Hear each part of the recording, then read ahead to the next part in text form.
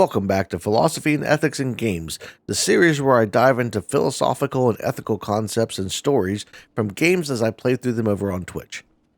If you're new here, my name is Josh Bearheart Hawk, and I'm an author, photographer, and gamer who enjoys deep diving into ideas and thinking outside the box. Today we're diving back into Fallout 4 to discuss the main story and why it's great just the way it is. Recently, I finished the main storyline of the game, choosing to side with the Minutemen and destroy the Institute. This wasn't the initial plan, as I didn't even know I could use the Minutemen to take out the Institute, but it got me curious about the options the game gives you and what the best ending is. I've played through the story a few times over the past few years, and this most recent playthrough means I've now achieved every end at least once. While working on another video focused on how the Institute makes good people do bad things, I watched some other YouTubers discussing Fallout 4 from their perspective. The almighty YouTube algorithm, in its infinite wisdom, saw this and decided to start serving me more videos from creators focusing on Fallout 4.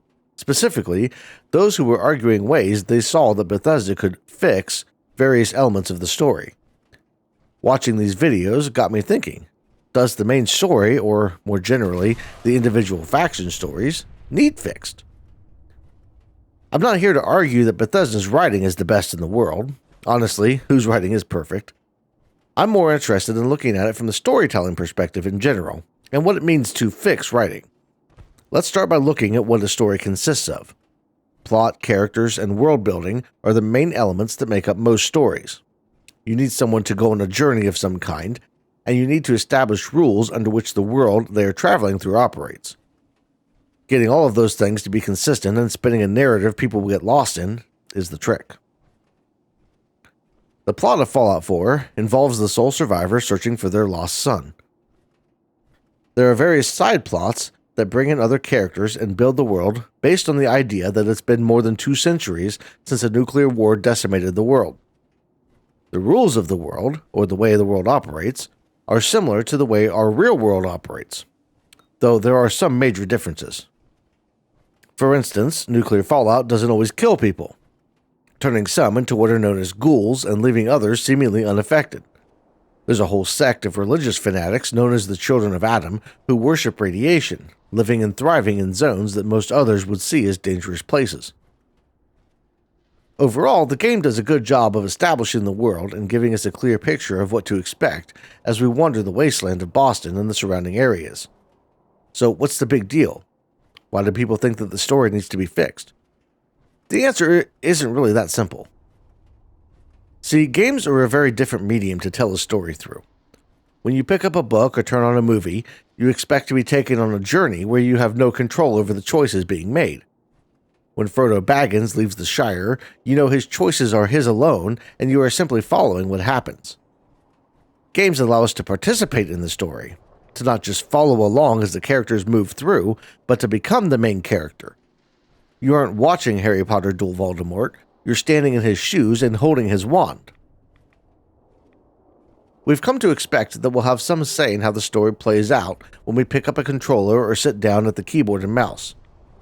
Game designers have used this expectation to expand on what would traditionally be a 2-dimensional story, allowing the player to decide the outcome.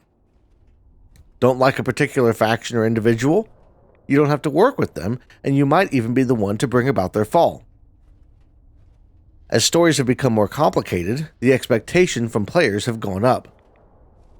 Bigger worlds should mean more choices, and we expect those choices to matter.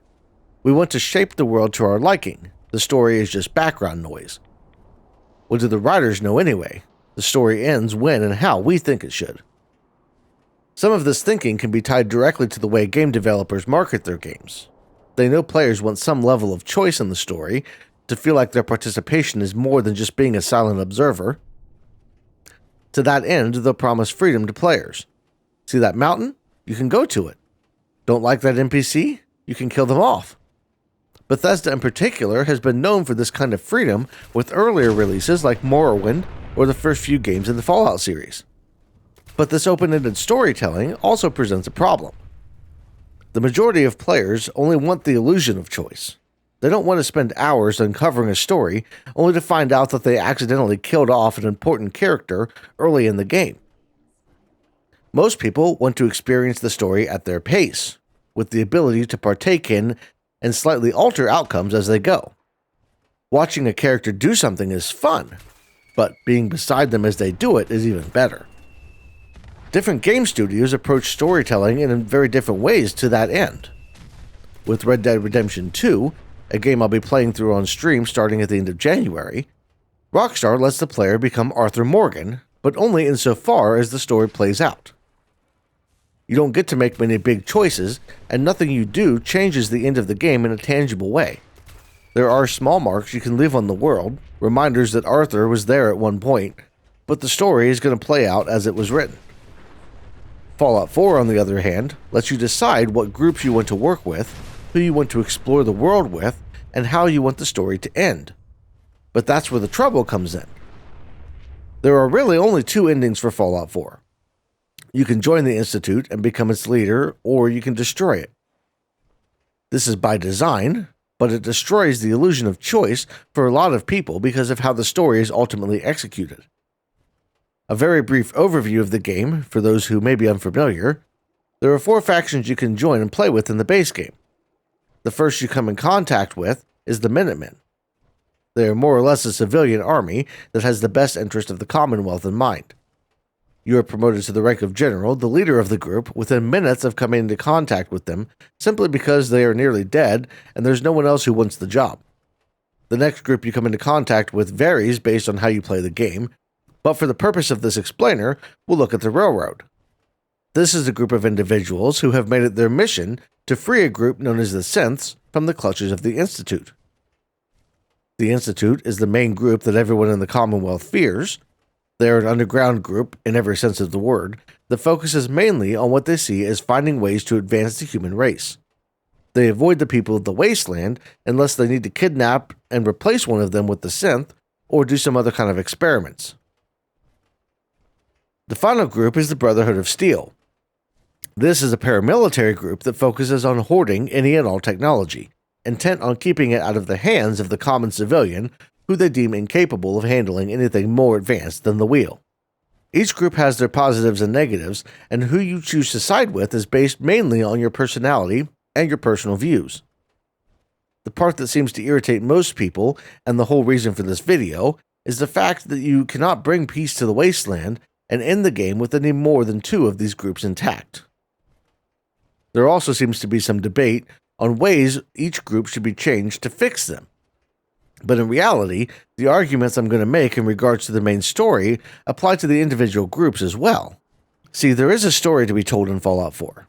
The main character has lost their son and wants to find out what happened to them. As the player, you take charge of how the story unfolds. You decide how important finding your son is, what groups you want to work with along the way, and how you want your story to end. But it isn't meant to be played over and over again for eternity. The first time I played it, I went in blind. I didn't know what to expect, and as such, I went along the path I thought was the right one. The twists and turns as I went on kept me invested.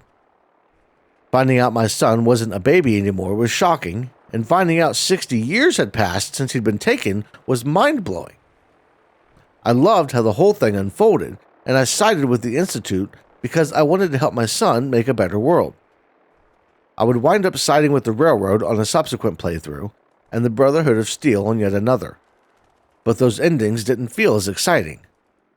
I know now that this is mainly because the revelations that were so surprising the first time around didn't hold as much weight when I expected them.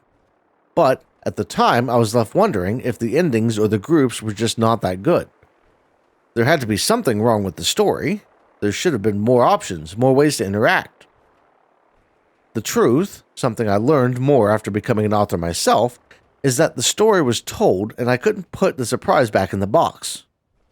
It was only after coming back to the game from my playthrough on Twitch, looking at it from a different perspective, that I realized the story doesn't need to be fixed. There doesn't need to be more options or deeper plots in each faction. And maybe that's the secret to really enjoying these story-based games. People fall in love with them the first time through, becoming engrossed in the story. After a couple of playthroughs, they start picking it apart, deciding how it should have gone. This is true of stories we love in general as well. I never got to enjoy reading Harry Potter as a kid. My mom was convinced that there were real spells in the books, and that I would become a witch in league with the devil if I read them. As an adult, I watched the movies for the first time and loved them right away. I was able to experience the books through Audible later on in life, and my wife bought me the complete set of books for Christmas in 2022. Since then, I've read through the entire series twice, and I'm working on my third read of them now.